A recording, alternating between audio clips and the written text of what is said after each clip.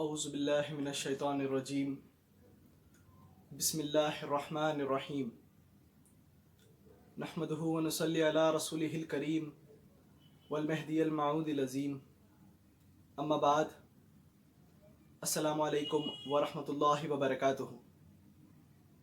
ساری تعریف اس خدائے بزرگوار کے لیے ہی سزاوار ہے جس کی ذات مبارکہ بے عیب ہے، جس کے ایک اشارے سے سورج گردش کرنے لگتا ہے اور چاند کو اپنی آغوش میں چھپا لیتا ہے۔ ہزاروں درود و سلام احمد مجتبی محمد مصطفیٰ صلی اللہ علیہ وسلم پر، ہزاروں درود و سلام خلیفۃ اللہ معمور من اللہ داعی اللہ ہمسر رسول اللہ مبین کلام اللہ خاتم ولایت محمدیہ حضور میرا سید محمد جون پوری مہدی موعود علیہ السلام پر۔ آج ہم نبی کریم صلی اللہ علیہ وسلم کے خلیفہ سوم حضرت سیدنا عثمان غنی رضی اللہ تعالیٰ عنہ کی سیرت مبارکہ پر روشنی ڈالنے کی کوشش کریں گے۔ میری ہمیشہ یہی کوشش رہتی ہے کہ کم سے کم وقت میں زیادہ سے زیادہ معلومات پر مشتمل ویڈیوز آپ تمام تک پہنچا سکوں تاکہ دیکھنے والوں کو کسی بھی قسم کی کوئی بیزارگی پیش نہ آئے۔ رسول اللہ صلی اللہ علیہ وسلم، مہدی مراد اللہ علیہ السلام، خلفائے راشدین رضی اللہ تعالیٰ عنہ اور خلفائے ولایت رضی اللہ تعالیٰ عنہ کی سیرت مبارکہ بیان کرنا اور سننا دونوں ہی باعث اجر و ثواب اور ہماری نجات کا سامان ہے۔ زمین پر اگر سب سے مظلوم شخصیات کا ذکر ہو تو سب سے پہلے سیدنا عثمان غنی رضی اللہ تعالیٰ عنہ کا ذکر ہمیں ملے گا۔ حالانکہ نبی کریم صلی اللہ علیہ وسلم کی دو بیٹیاں آپ کے نکاح میں آئی ہیں۔ نبوت کے اعلان سے قبل بی بی رقیہ رضی اللہ تعالیٰ عنہ اور جنگ بدر کے دوران فوت ہو جانے کے بعد ام کلثوم رضی اللہ تعالیٰ عنہ کو عثمان غنی رضی اللہ تعالیٰ عنہ کے نکاح میں آپ صلی اللہ علیہ وسلم نے دیا ہے۔ عثمان غنی رضی اللہ تعالیٰ عنہ پہلے خطئی جنتی 10 اصحاب میں شامل ہوتے ہیں۔ اسلام کے آغاز میں ہی ایمان لانے والے صادقین کا ذکر عثمان غنی رضی اللہ تعالیٰ عنہ کے ذکر کے بغیر مکمل نہیں ہوتا۔ انتہائی مظلوم شخصیت خلیفہ سوم حضرت سیدنا عثمان بن عفان رضی اللہ تعالیٰ عنہ عرب کے قبیلے بنو امیہ سے تعلق رکھتے ہیں۔ مکہ مکرمہ میں پیدا ہونے والے عثمان بن عفان رضی اللہ تعالیٰ عنہ نبی کریم صلی اللہ علیہ وسلم کی ولادت مبارکہ کے 6 سال بعد آپ پیدا ہوتے ہیں۔ عرب کے قبیلے بنو امیہ سے تعلق رکھنے والے عثمان بن عفان رضی اللہ تعالیٰ عنہ مالدار ہونے کے باوجود انتہائی سخی اور رحم دل تھے۔ اسی وجہ سے آپ کو ایک لقب غنی کا بھی دیا گیا تھا۔ 5ویں پشت پر عثمان غنی رضی اللہ تعالیٰ عنہ کا سلسلہ نسب نبی کریم صلی اللہ علیہ وسلم سے جا ملتا ہے۔ بنو امیہ اور بنو ہاشم دونوں ہی قریش کے اعلیٰ مرتبہ والے قبیلے تھے، چونکہ بنو امیہ کے پاس قریش کا پرچم تھا اور بنو ہاشم کے پاس کعبۃ اللہ کی نگرانی تھی۔ عثمان غنی رضی اللہ تعالیٰ عنہ بنو امیہ سے تعلق رکھتے تھے جو قریش کا دولت مند قبیلہ تھا۔ آپ کے گھر والوں نے کبھی بھی تعلیم و تربیت میں کوئی کمی نہیں رکھی۔ بنو امیہ ایک دولت مند قبیلہ تھا، اسی لیے کوئی مال و اسباب کی کبھی کمی پیشی نہیں آئی۔ بڑے ہونے کے بعد آپ نے غلے کی تجارت شروع کی۔ ان دنوں عرب میں شراب نوشی کا چلن عام تھا۔ عثمان غنی رضی اللہ تعالیٰ عنہ بڑے تاجر اور بے شمار دولت کمانے کے باوجود کبھی بھی فضول کاموں میں پیسہ خرچ نہیں کیا کرتے تھے۔ نیکی کے کاموں میں پیسہ خرچ کرنے سے نہ ہی آپ اعتراض کرتے تھے اور نہ ہی ہچکچاہٹ محسوس کرتے تھے۔ الحمدللہ عثمان غنی رضی اللہ تعالیٰ عنہ نے کبھی بھی شراب کو ہاتھ بھی نہیں لگایا اور نہ ہی برے کاموں کی طرف آپ اپنی توجہ دیتے تھے۔ اسی پاکیزگی کی وجہ سے قریش میں آپ کو بے حد ادب و احترام کی نظر سے دیکھا جاتا تھا اور تعظیم و تکریم بھی بے پناہ کی جاتی تھی۔ جب محبوب خدا صلی اللہ علیہ وسلم نے دعوی نبوت کا اعلان فرمایا تو اس وقت عثمان غنی رضی اللہ تعالیٰ عنہ کی عمر شریف 34 سال کی تھی۔ گھر کے لوگوں کے علاوہ ایمان لانے والوں میں سیدنا ابوبکر صدیق رضی اللہ تعالیٰ عنہ کا نام شامل ہوتا ہے۔ سیدنا ابوبکر صدیق رضی اللہ تعالیٰ عنہ اور عثمان غنی رضی اللہ تعالیٰ عنہ کی دوستی کی وجہ سے آپ دونوں کی اکثر ملاقات ہوا کرتی تھی۔ خلیفہ اول سیدنا ابوبکر صدیق رضی اللہ تعالیٰ عنہ اکثر اسلام کی خوبیاں عثمان غنی رضی اللہ تعالیٰ عنہ کے سامنے پیش کیا کرتے تھے، جس کی وجہ سے عثمان غنی رضی اللہ تعالیٰ عنہ کے دل میں اسلام کے تعلق سے نرم گوشہ پیدا ہو گیا۔ اس وقت تک آپ کی خالہ بھی دائرہ اسلام میں داخل ہو چکی تھی۔ خالہ کے اصرار اور ابوبکر صدیق رضی اللہ تعالیٰ عنہ کے سمجھانے کے بعد عثمان غنی رضی اللہ تعالیٰ عنہ اسلام قبول کرنے کے لیے آمادہ ہو جاتے ہیں۔ نبوت کے پہلے سال ہی عثمان غنی رضی اللہ تعالیٰ عنہ نے اسلام قبول کر لیا۔ خود عثمان غنی رضی اللہ تعالیٰ عنہ نے نبی کریم صلی اللہ علیہ وسلم کے پاس چلنے اور اسلام قبول کرنے کی بات ابوبکر صدیق رضی اللہ تعالیٰ عنہ سے کی تھی، مگر نبی کریم صلی اللہ علیہ وسلم آپ کے پاس آتے ہیں اور فرماتے ہیں کہ اے عثمان، اللہ کی جنت کو قبول کر، اللہ نے مجھے تیری اور تمام خلقت کی ہدایت کے لیے بھیجا ہے۔ اسلام کے ابتدائی دور میں مسلمانوں پر بے انتہا ظلم و ستم ڈھائے جاتے تھے۔ عثمان غنی رضی اللہ تعالیٰ عنہ نے جب اسلام قبول کیا تو اس کی خبر آپ کے چچا حتم کو ملی، جو کافر تھا۔ وہ عثمان غنی رضی اللہ تعالیٰ عنہ کو بے انتہا مارتا اور پیٹتا تھا، رسیوں سے جکڑ کر آپ سے کہتا کہ یہ مذہب چھوڑ دو، مگر اللہ کی وحدانیت اور رسول اللہ صلی اللہ علیہ وسلم کے آخری نبی ہونے کی شہادت دینے والے عثمان غنی رضی اللہ تعالیٰ عنہ اسلام سے انحراف کا علانیہ انکار کر دیتے تھے اور فرماتے کہ جو ہو سکتا ہے وہ کر لو، اسلام تو میں اب نہیں چھوڑنے والا ہوں۔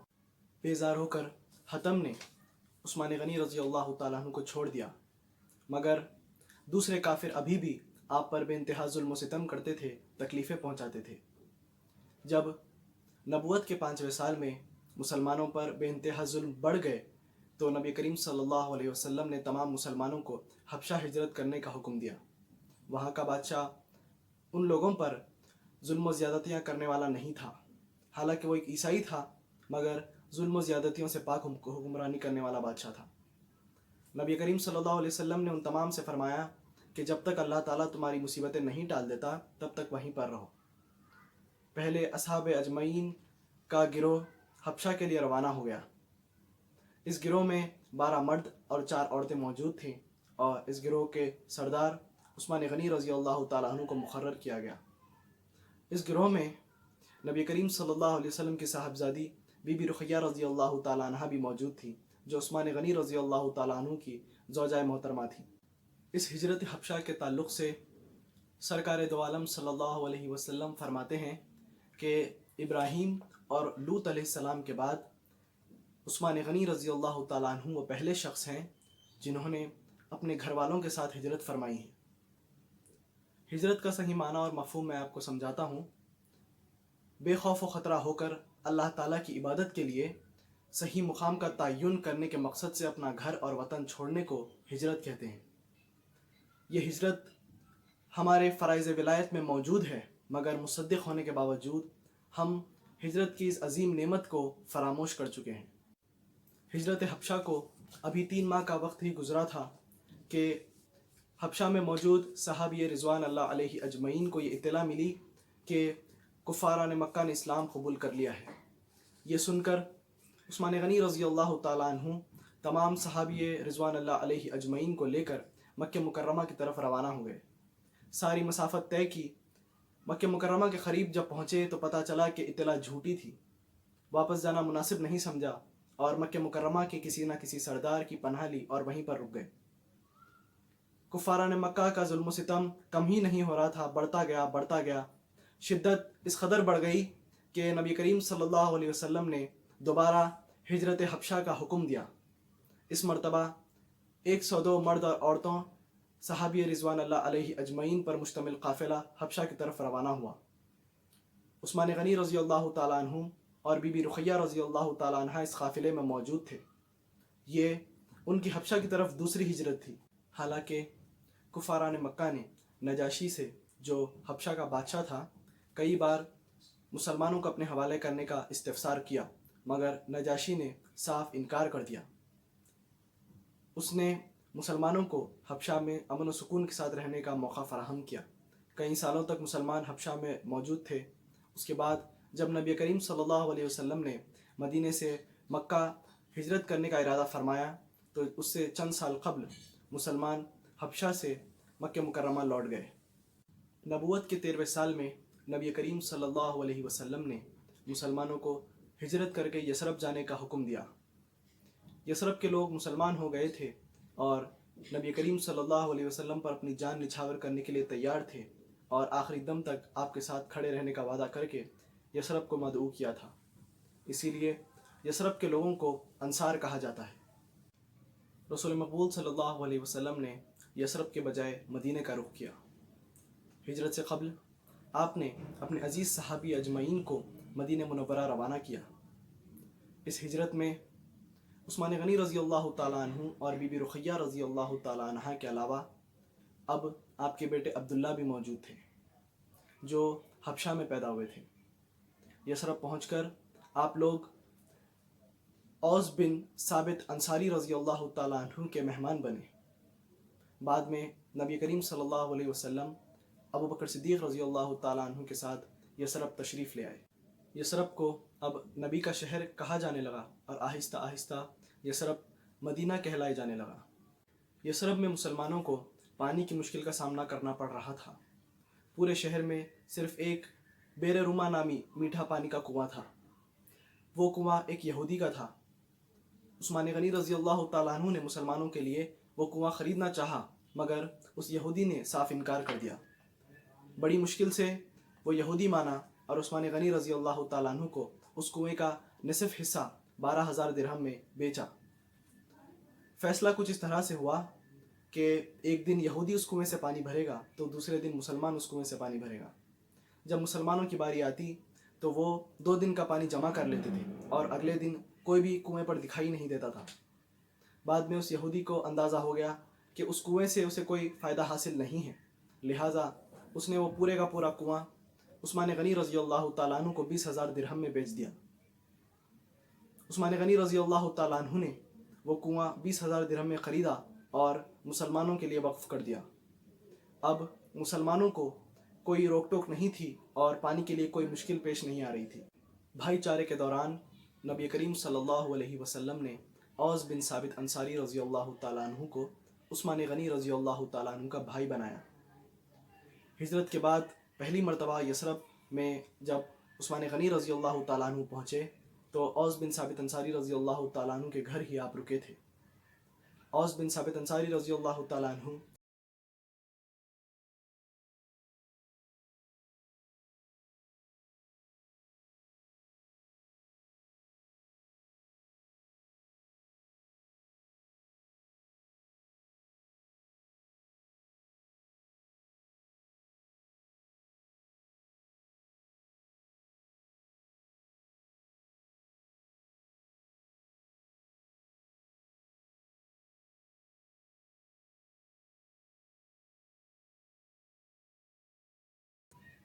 ہجرت کے دوسرے سال جب غزوہ بدر کا واقعہ پیش ہوا اس وقت بی بی رقیہ رضی اللہ تعالیٰ عنہ شدید بیمار ہو گئی۔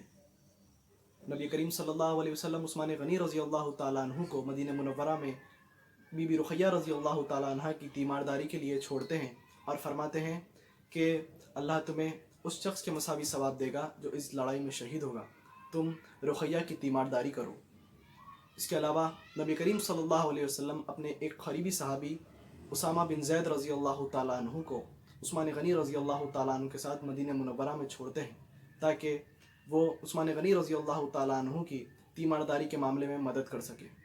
جس دن بدر کا معرکہ پیش آیا اور مسلمانوں کو فتح نصیب ہوئی اسی دن بی بی رقیہ رضی اللہ تعالیٰ عنہ کا انتقال ہو جاتا ہے۔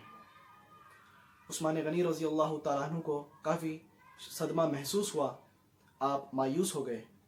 جب نبی کریم صلی اللہ علیہ وسلم معرکے سے واپس ہوئے اور آپ کو اطلاع ملی تو آپ کافی رنجیدہ ہو گئے، چشم مبارک سے آنسو جاری ہو گئے۔ نبی کریم صلی اللہ علیہ وسلم بی بی رقیہ رضی اللہ تعالیٰ عنہ کے مزار مبارک پر تشریف لے جاتے ہیں اور عثمان غنی رضی اللہ تعالیٰ عنہ کو تسلی دیتے ہیں۔ ایک مجاہد کے برابر عثمان غنی رضی اللہ تعالیٰ عنہ کو حصہ دیا گیا اور فرماتے ہیں کہ تمہارا بھی ثواب کسی دوسرے سے کم نہیں ہے۔ بی بی رقیہ رضی اللہ تعالیٰ عنہ کے وفات کے بعد عثمان غنی رضی اللہ تعالیٰ عنہ کافی مایوس رہنے لگے، خاموش رہنے لگے۔ عثمان غنی رضی اللہ تعالیٰ عنہ اکثر کہا کرتے تھے کہ رسول اللہ صلی اللہ علیہ وسلم سے میرا رشتہ ٹوٹ گیا ہے۔ نبی کریم صلی اللہ علیہ وسلم آپ کی یہ حالت دیکھ کر اپنی دوسری بیٹی بی بی ام کلثوم رضی اللہ تعالیٰ عنہ کا نکاح آپ سے کروا دیتے ہیں۔ ہجرت کے تیسرے سال آپ کا نکاح عمل میں آیا اور 2 مہینے بعد رخصتی عمل میں آئی۔ ہجرت کے تیسرے سال ماہ شوال میں غزوہ احد پیش آئی۔ اس جنگ میں عثمان غنی رضی اللہ تعالیٰ عنہ شریک ہوئے۔ مسلمانوں نے بڑی بہادری کے ساتھ دشمنان اسلام کا مقابلہ کیا۔ غزوے کے دوران یہ خبر پھیل گئی کہ نبی کریم صلی اللہ علیہ وسلم شہید ہو گئے ہیں۔ عثمان غنی رضی اللہ تعالیٰ عنہ نے جب یہ خبر سنی تو آپ کو صدمہ ہوا اور آپ ایک ہی جگہ کھڑے ہو گئے۔ جیسے ہی مسلمانوں نے نبی کریم صلی اللہ علیہ وسلم کو دیکھا، تمام مسلمان آپ کی طرف خوشی کے مارے دوڑنے لگے۔ ان مسلمانوں میں عثمان غنی رضی اللہ تعالیٰ عنہ بھی شامل تھے۔ اس کے بعد تمام مسلمان فتح حاصل کی۔ پھر خندق کی لڑائی کا معاملہ پیش آیا۔ خندق کی لڑائی میں بھی عثمان غنی رضی اللہ تعالیٰ عنہ شامل رہے۔ خندق کے ایک حصے کی حفاظت کی ذمہ داری صحابی رضوان اللہ علیہ اجمعین کو دی گئی تھی اور ان میں بھی عثمان غنی رضی۔ اس کے بعد مسلمان کعبۃ اللہ سے بے انتہا محبت کرتے تھے اور کافی عرصے سے کعبۃ اللہ کو نہیں دیکھے تھے۔ ایک روز 1400 صحابی رضوان اللہ علیہ اجمعین کے ہمراہ نبی کریم صلی اللہ علیہ وسلم نے مکہ مکرمہ کا سفر کا ارادہ کیا۔ ماہ ذی قعدہ تھا اور نبی کریم صلی اللہ علیہ وسلم کا ارادہ عمرہ کرنے کا تھا۔ جب مکہ میں موجود قریش کو اس بات کی اطلاع ملی کہ مسلمان مکہ مکرمہ کی طرف آ رہے ہیں تو ان لوگوں نے یہ اعلان کر دیا کہ مسلمانوں کو مکہ مکرمہ میں داخل ہونے نہیں دیں گے۔ قریش کے نوجوان رسول اللہ صلی اللہ علیہ وسلم کے صحابہ کرام رضوان علیہ اجمعین کو روکنے کے لیے نکل پڑے۔ نبی کریم صلی اللہ علیہ وسلم کو اس بات کی خبر مل گئی اور آپ نے راستہ تبدیل کر دیا۔ کچھ فاصلہ طے کرنے کے بعد حدیبیہ کے مقام پر آپ نے توقف فرمایا۔ آپ نے ایک پیغام قریش کو یہ روانہ فرمایا کہ ہم مکہ مکرمہ لڑائی کے ارادے سے نہیں بلکہ زیارت کعبہ کے لیے آئے ہیں اور بعد عمرہ ہم مدینہ منورہ لوٹ جائیں گے۔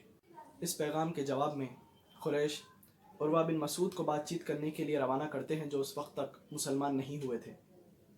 نبی کریم صلی اللہ علیہ وسلم عروہ بن مسعود سے بھی وہی بات کہتے ہیں۔ آپ فرماتے ہیں کہ ہم لڑائی کے ارادے سے نہیں بلکہ زیارت کعبہ کے لیے آئے ہیں، اس کے بعد ہم واپس مدینہ لوٹ جائیں گے۔ عروہ بن مسعود واپس قریش کے پاس جاتے ہیں اور ان سے کہا کہ میں بڑے بڑے حکمرانوں قیصر و کسریٰ اور نجاشیوں کے درباروں میں گیا ہوں مگر اتنی عظیم تعظیم و تکریم، اتنی عزت کہیں نہیں دیکھی جتنا مسلمان اپنے محمد صلی اللہ علیہ وسلم کا کرتے ہیں۔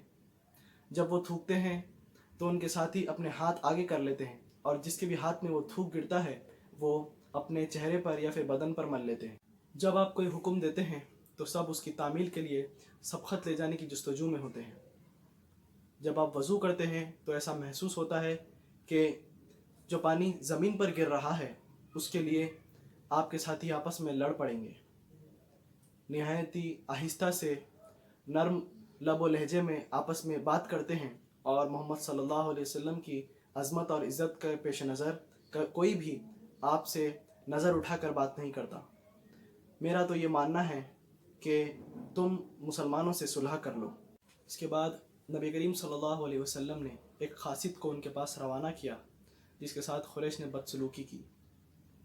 اس کے بعد عثمان غنی رضی اللہ تعالیٰ عنہ کو قریش کے پاس روانہ کیا کیونکہ عثمان غنی رضی اللہ تعالیٰ عنہ کے روابط قریش سے بہت اچھے تھے۔ اسی لیے قریش نے عثمان غنی رضی اللہ تعالیٰ عنہ سے کہا کہ آپ عمرہ کر لیں مگر ہم دوسرے مسلمانوں کو عمرہ کرنے نہیں دیں گے، جس پر عثمان غنی رضی اللہ تعالیٰ عنہ نے فرمایا کہ دوسرے مسلمانوں اور رسول اللہ صلی اللہ علیہ وسلم کے بغیر میں عمرہ نہیں کروں گا۔ اس بات پر کافروں نے عثمان غنی رضی اللہ تعالیٰ عنہ کو مکے میں ہی روک لیا۔ یہاں پر یہ خبر پھیل گئی کہ کافروں نے عثمان غنی رضی اللہ تعالیٰ عنہ کو شہید کر دیا ہے۔ عثمان غنی رضی اللہ تعالیٰ عنہ کے واپس نہ آنے پر तमाम मुसलमानों को इस बात पर यकीन हो गया कि काफिरों ने उस्मान गनी रज़ी अल्लाह तआला अन्हु को शहीद कर दिया। तमाम मुसलमान काफ़ी सदमे में थे और गुस्सा भी आ रहा था। तमाम मुसलमान काफिरों से बदला लेने के बारे में बात कर रहे थे। एक तरफ मुसलमान थे जिनकी तादाद 1400 थी और सिवाय तलवार के उनके पास कोई हथियार नहीं था, जबकि दूसरी तरफ दुश्मनों ने पूरी तैयारी कर रखी थी और अपने घरों में मौजूद थे। वो हज़ारों की तादाद में थे। नबी करीम सल्लल्लाहु अलैहि वसल्लम, जिनको अपने रब पर पूरा भरोसा था, बबूल के दरख्त के नीचे अपने तमाम सहाबा से बैत लेते हैं कि हम आखिरी सांस तक पीछे नहीं हटेंगे और उस्मान का बदला लेंगे। नबी करीम सल्लल्लाहु अलैहि वसल्लम सैयदना उस्मान गनी रज़ी अल्लाह तआला अन्हु की तरफ से अपने एक हाथ से दूसरे हाथ पर बैत करते हैं और फरमाते हैं कि ये उस्मान का हाथ है। खुलफाए राशिदीन रज़ी अल्लाह तआला अन्हु की सीरत मुबारका पर मुश्तमिल वीडियोस में हमने इस वाक़े को सुना है। इसे बैत रिज़वान भी कहा जाता है।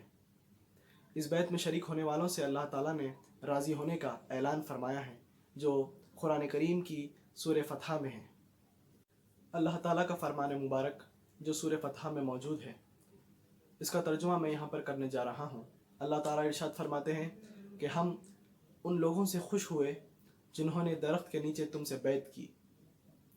इस्लाम की तारीख़ में इस बैत को काफ़ी मुतबर्रिक माना जाता है और अल्लाह की राज़ी होने वाली बैत माना जाता है। इसीलिए कहीं इस बैत में उस्मान गनी रज़ी अल्लाह तआला अन्हु का नाम छूट ना जाए, इसीलिए रसूलुल्लाह सल्लल्लाहु अलैहि वसल्लम ने अपने एक हाथ को उस्मान गनी रज़ी अल्लाह तआला अन्हु का हाथ खराड़ देकर दूसरे हाथ पर बैत ली। मुसलमान जब लड़ाई के लिए तैयार हो रहे थे, उसी वक्त उस्मान गनी रज़ी अल्लाह तआला अन्हु हुदैबिया पहुँच गए। आपको ज़िंदा और सलामत देखकर तमाम मुसलमान बहुत खुश होते हैं। मुसलमानों का ये जोश और वलवला देखकर कुफ़ार मुसलमानों से सुलह करने के लिए आमादा हो जाते हैं। चंद शराइत पर कुफ़ार मुसलमानों से सुलह कर लेते हैं। एक मुआहदा तैयार किया गया जिसमें तमाम शराइत तहरीर किए गए। इसको सुलह हुदैबिया के नाम से शोहरत मिली। इसमें एक शर्त ये भी थी कि मुसलमान इस साल उम्रा किए बगैर वापस लौट जाएं और अगले साल ज़ीक़त के महीने में क़ुरैश 3 दिन के लिए मक्का से बाहर चले जाएंगे, उस वक्त मुसलमान आकर उम्रा कर लें। इसके बाद आप सल्लल्लाहु अलैहि वसल्लम तमाम मुसलमानों को लेकर मदीना मुनव्वरा वापस लौट जाते हैं। बैत रिज़वान के बाद उस्मान गनी रज़ी अल्लाह तआला अन्हु खैबर की लड़ाई में शरीक हुए। खैबर की ये लड़ाई हिजरत के 7वें साल में माह मुहर्रम में पेश आई। इसमें फ़तह के बाद आप सल्लल्लाहु अलैहि वसल्लम ने खैबर की ज़मीन में एक हिस्सा उस्मान गनी रज़ी अल्लाह तआला अन्हु को बतौर तोहफ़ा दे दिया। उसके बाद 10,000 सहाबा के साथ नबी करीम सल्लल्लाहु अलैहि वसल्लम हिजरत के 7वें साल में मक्के मुकर्रमा की तरफ रवाना हुए। उन तमाम 10,000 सहाबा में उस्मान गनी रज़ी अल्लाह तआला अन्हु शामिल थे। उसके बाद फ़तह मक्का के बाद जंग हुनैन पेश आई, जिसमें उस्मान गनी रज़ी अल्लाह तआला अन्हु शामिल रहे, और उसके बाद तबूक की लड़ाई पेश आई। रोम का बादशाह मदीने पर हमला करना चाहता था। नबी करीम सल्लल्लाहु अलैहि वसल्लम ने आगे बढ़कर उसका मुकाबला करने का इरादा फरमा लिया। नबी करीम सल्लल्लाहु अलैहि वसल्लम ने इर्द गिर्द से मदद के लिए मुसलमानों को तलब कर लिया। इतने बड़े लश्कर के लिए खुराक से लेकर साजो सामान, सवारियाँ और हथियार जमा करना एक बड़ा मसला था। इसीलिए नबी करीम सल्लल्लाहु अलैहि वसल्लम ने मुसलमानों से दिल खोल कर चंदा देने की अपील की और फरमाया कि ऐसा करने वालों के लिए जन्नत है। मुसलमान इस मौके को गनीमत जानकर एक दूसरे पर सबकत हासिल करने की कोशिश में जुड़ गए। उमर फ़ारूक रज़ी अल्लाह तआला अन्हु ने अपने घर का निसफ सामान नबी करीम सल्लल्लाहु अलैहि वसल्लम की खिदमत में पेश कर दिया। अब्दुर्रहमान बिन औफ रज़ी अल्लाह तआला अन्हु ने 40,000 दिरहम अतिया पेश किया। वहीं पर उस्मान गनी रज़ी अल्लाह तआला अन्हु ने भी अपने घर का सारा सामान नबी करीम सल्लल्लाहु अलैहि वसल्लम की खिदमत में पेश कर दिए। और भी मुसलमानों ने काफ़ी अतिया पेश किया। मुसलमान औरतों ने अपने जेवर पेश कर दिए। अपने घर का तमाम सामान देने के बाद उस्मान गनी रज़ी अल्लाह तआला अन्हु ने कमोबेश शाम के लिए 40 ऊँट तैयार किए, जिस पर चांदी लादी हुई थी। सबका सब सदका कर दिया। उसके बाद 100 ऊँट साजो सामान के साथ सदका कर दिए। उसके बाद 1000 दिनार तकरीबन 5.5 किलो सोना के बराबर नबी करीम सल्लल्लाहु अलैहि वसल्लम के हुजूर में आपने पेश किए। अपनी आगोश मुबारक में पड़े हुए दिनार उलट पुलट करते हुए आप सल्लल्लाहु अलैहि वसल्लम फरमा रहे थे कि उस्मान गनी आज के बाद जो भी करे उन्हें ज़रर ना होगा। इसके बाद उन्होंने सदका किया और सदक़े की मिक़दार 900 ऊँट और 400 घोड़ों तक जा पहुँची। इसके बाद तबूक की लड़ाई पेश आई और तबूक की लड़ाई में भी उस्मान गनी रज़ी अल्लाह ताला अन्हु आप सल्लल्लाहु अलैहि वसल्लम के साथ में ही थे। तबूक की लड़ाई से वापसी के बाद चंद दिन बीमार रहने के बाद उम्मे कुलसूम रज़ी अल्लाह ताला अन्हा वफ़ात पा गई, जिसका उस्मान गनी रज़ी अल्लाह ताला अन्हु को और नबी करीम सल्लल्लाहु अलैहि वसल्लम को शदीद सदमा पहुंचा। खैर, हमने यहाँ पर वो वाक़यात आपके गोशे गुज़ार किए हैं जब नबी करीम सल्लल्लाहु अलैहि वसल्लम दुनिया फ़ानी से पर्दा नहीं फरमाए थे। इन वाक़यात में हमने उस्मान बिन अफ़्फ़ान रज़ी अल्लाह ताला अन्हु के गनी होने के वाक़यात को अपनी गुफ्तगू का उन्वान बनाया है। मैं यहाँ पर अपनी इस मुख्तसर सी गुफ्तगू को ख़त्म करते हुए अल्लाह ताला से दिल की गहराइयों से ये दुआ करना चाहूँगा कि हमें कहने सुनने से ज़्यादा अमल करने की तौफ़ीक़ अता फ़रमाए और अपने ख़ास फ़ज़ल से अपना ख़ास दीदार अता फ़रमाए। आमीन सुम्मा आमीन व आखिरु दावाना अल्हम्दुलिल्लाहि रब्बिल आलमीन। आप तमाम से गुजारिश है कि हमारे यूट्यूब चैनल बज़्म जलील को सब्सक्राइब करें ताकि खुलफ़ाए राशिदीन रज़ी अल्लाह ताला अन्हु की सीरत मुबारका पर मुश्तमिल वीडियोज़ आने पर आपको जल्द से जल्द पता चल जाए। शुक्रिया।